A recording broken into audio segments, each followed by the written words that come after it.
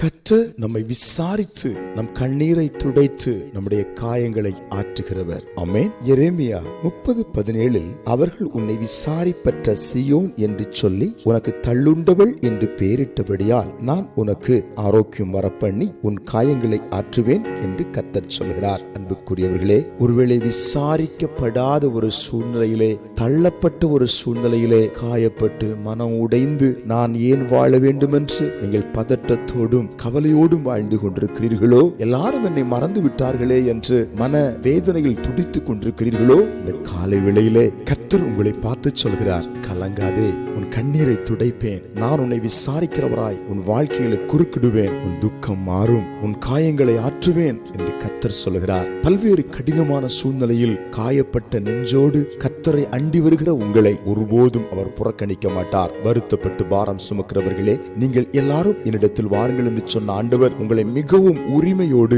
அன்போடு அழைக்கின்றார். நீங்கள் ஏன் கலங்குகிறீர்கள்? ஏன் தவிக்கிறீர்கள்? உங்களுக்காய் மரணத்தை வென்ற ஆண்டவர், சிலுவையை வென்ற ஆண்டவர், பாவத்தை வென்ற ஆண்டவர், சாத்தானை வென்ற ஆண்டவர் உங்களுக்காய் உயிரோடு இருக்கிறார். வரண்டை வாருங்கள். உங்கள் வருத்தங்கள் மாறும், உங்கள் கண்ணீர் மாறும், உங்கள் காயங்கள் மாறும். நீங்கள் ஆசீர்வதிக்கப்பட்ட சீயோனாக தேசத்திலே, சபையிலே, உங்கள் சொந்த வட்டாரத்திலே நீங்கள் உலாவுவீர்கள். உங்கள் துக்க நாட்கள் முடிந்து போகும். ஆமென். எனவே இந்த காலை வேளையிலே எல்லாரும் மறந்தாலும் இயேசு உங்களை மறக்க மாட்டார். எல்லாரும் கைவிட்டாலும் இயேசு உங்களை கைவிட மாட்டார். நல்ல நேசராக, நல்ல தகப்பனாக உங்களோடு இருந்து உங்களை ஆதரிப்பார், அரவணைப்பார். ஆமென். ஜெபிப்போமா?